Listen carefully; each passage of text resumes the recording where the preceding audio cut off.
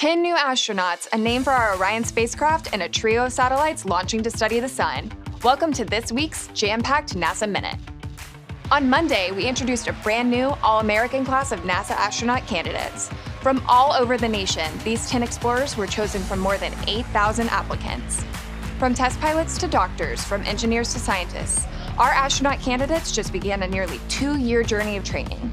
Who knows, maybe one of these 10 astronauts will be the very first person to step foot on Mars. On Wednesday morning, we launched 3 missions from Kennedy to study space weather. IMAP, Carruthers, and NOAA's SWIFO L1 are all headed about 1 million miles from Earth, looking towards the sun. This launch strengthens America's readiness for space weather, helping protect our satellites, interplanetary missions, and most importantly, our astronauts.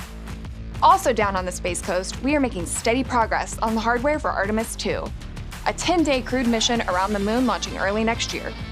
Teams recently added the launch abort system for the Orion spacecraft and moved the Orion stage adapter, which will connect the spacecraft to the rocket in the vehicle assembly building.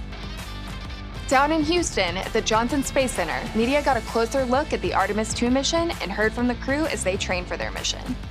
On Wednesday, Commander Reed Weissman announced the Artemis II Orion spacecraft's name, Integrity.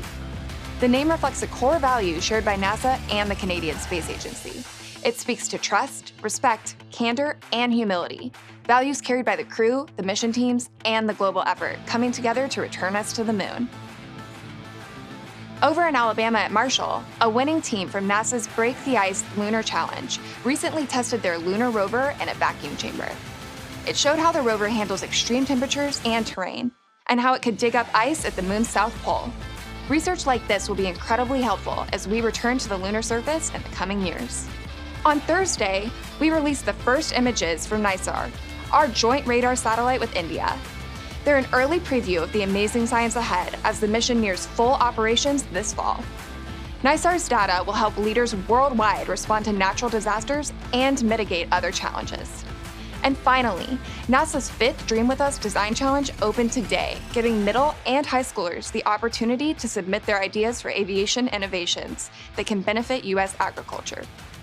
Working with the FAA, NASA will be looking for submissions focusing on drone design and new ways to detect agricultural threats. Interested students can learn more at the NASA Aeronautics Dream With Us website.